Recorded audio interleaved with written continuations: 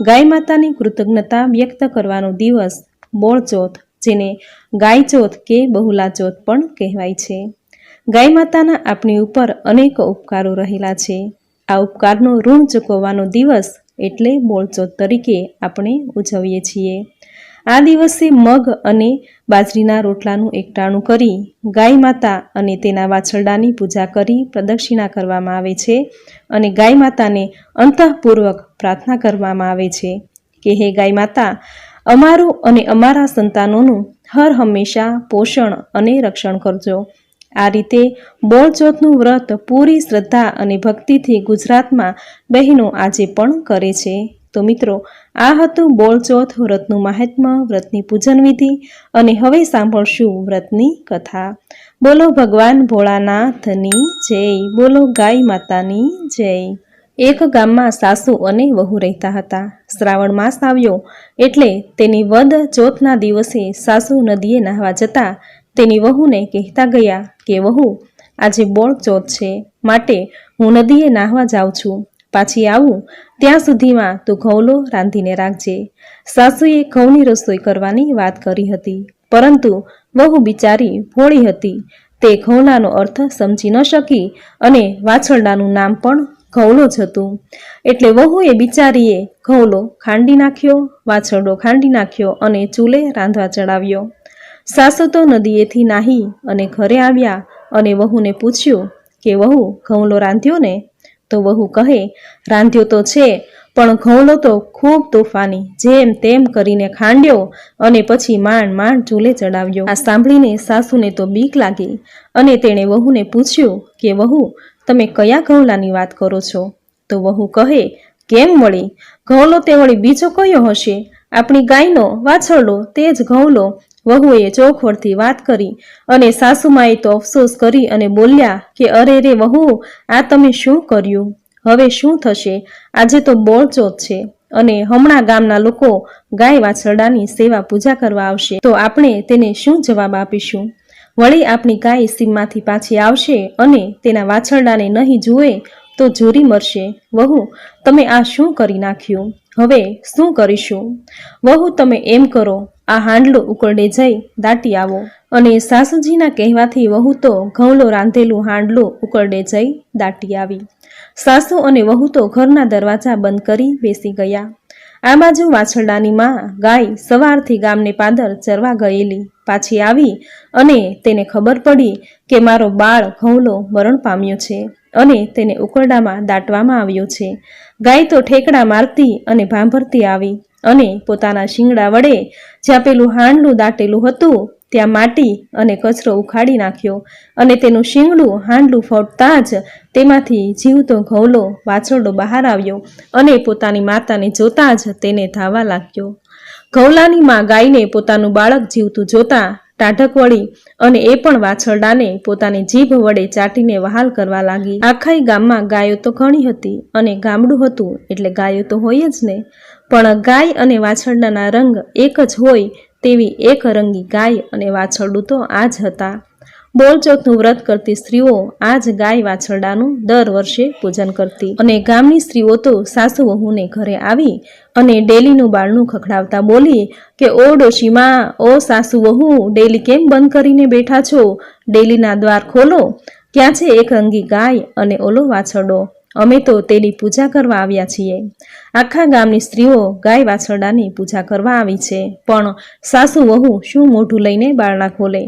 પૂજા કરવા આવેલી ગામની સ્ત્રીઓ બૂમો પાડી પાડીને કંટાળી અને થાકી જ્યાં પાછી ફરવા જાય છે ત્યાં તો ગાય અને પેલો ઘઉલો વાછરડો સામેથી દોડતા આવતા હતા અને બધી સ્ત્રીઓની સામે આવીને ઊભા રહ્યા. વાછરડાના ગળામાં ફૂટેલા હાંડલાનો કાંઠલો હજુ એમને એમ ભરાયેલો છે. સ્ત્રીઓને નવાઈ લાગી કે અરે, આ દિવસે ગાય વાછરડાને લોકો ફૂલનો હાર પહેરાવે અને આ જ ઘઉલાને ફૂટેલી હાંડીનો કાંઠલો કોણે પહેરાવ્યો હશે? પછી તો પેલી સ્ત્રીઓએ વાછરડાના ગળામાંથી કાંઠલો કાઢી અને ગાય વાછરડાને ફૂલની માળા પહેરાવી, કંકુનો ચાંદલો કરી, ચોખા ચોડ્યા, આરતી ઉતારી અને બધી સ્ત્રીઓ વાછરડાને ફૂલની માળા પહેરાવા લાગી. આથી વાછરડો આનંદમાં આવી ગાયને ધાવા લાગ્યો. આમ વાછરડાનું પૂજન કરી બધી સ્ત્રીઓ ગાય વાછરડાના ગરબા ગાવા લાગી. અંદર ઘરમાં પુરાઈ રહેલા સાસુ વહુ ગરબાનો અવાજ સાંભળી વિચારવા લાગ્યા કે વાછરડો ઘઉલો તો છે નહીં, તો આ ગરબા કેમ ગવાય છે? બંનેએ ઊભા થઈ બારણાની તિરાડમાંથી જોયું તો ગાય ઊભી છે. ઘઉલો આનંદથી તેને ધાવી રહ્યો છે. સાસુને તો નવાઈ લાગી.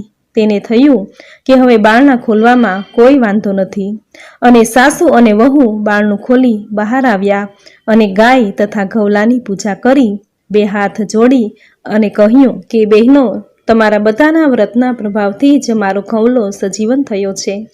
ત્યારે પેલી સ્ત્રીમાંથી એક સ્ત્રી બોલી કે માજી, શાસ્ત્રોમાં લખ્યું છે કે ગાય માતાના શરીરમાં 33 કરોડ દેવતાનો વાસ છે, એટલે ગાય માતાનું વ્રત કરનારની મનોકામના અવશ્ય પરિપૂર્ણ થાય છે. પછી ગામની સ્ત્રીઓ સૌના ઘેર ગઈ અને બધાના ગયા પછી સાસુ વહુ ગાય વાછરડાના શરીરે પંપાળવા લાગી. આજે તેના આનંદનો કોઈ પાર ન હતો. સાસુ વહુ બેયને આમે ગાય માતાની ઉપર અનહદ પ્રેમ હતો અને હવે શ્રદ્ધાએ બેઠી. ત્યારથી સાસુ વહુએ બંનેએ દર વર્ષે બોળચોથનું વ્રત કરવું તેવો સંકલ્પ કર્યો અને આ દિવસે દળવું નહીં, ખાંડવું નહીં તેવો નિયમ લીધો અને આનંદથી રહેવા લાગ્યા. હે ગૌરી ગાય માતા, તમે જેવા ભોળી સાસુ વહુને ફળ્યા તેવા બોળચોથનું વ્રત કરનારને, વ્રતની કથા વાંચનારને, સાંભળનારને, કહેનારને તથા લખનારને સૌને ફળજો, સૌની મનોકામના પૂર્ણ કરજો. જય ગાય માતા. તો મિત્રો, આ હતી બોળચોથ વ્રતની કથા. ગાય માતાની કૃતજ્ઞતા વ્યક્ત કરવાનો દિવસ એટલે બોળચોથ. ગાય એ આપણી માતા છે. પુરાણ કાળથી ગાયને ઘર આંગણે પાળીને રાખવામાં આવે છે. ગાયના દૂધ, માખણ, ઘી, દહીં અને છાશ વડે માનવ જીવનનું પોષણ પુરાણ કાળથી થતું આવ્યું છે.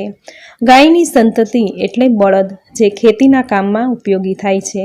બળદ વડે ખેતર ખેડી ખેતી કરી ઉપજેલા ધાન્ય દ્વારા સમગ્ર માનવ જીવનનું પોષણ થાય છે. આમ ગાય માતાના ઉપકાર આપણી ઉપર અનેક રહેલા છે. આમ ગાય માતાની કૃતજ્ઞતા વ્યક્ત કરવા માટે જ બોળચોથના દિવસે આપણે ગાય માતાની પૂજા કરીએ છીએ. ગાય એ આપણી માતા છે. તેનું આપણા પર અનહદ ઋણ રહેલું છે.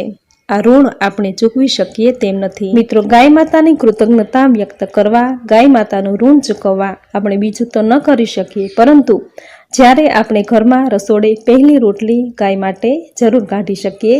ઘરે જ્યારે કોઈ શુભ દિવસ હોય, સારો દિવસ હોય, કોઈનો જન્મદિવસ હોય, ત્યારે ગૌશાળાએ જઈ ગાય માતાને લીલો ઘાસચારો ખવડાવો, તેની સેવા કરી પુણ્ય પ્રાપ્ત કરી શકીએ.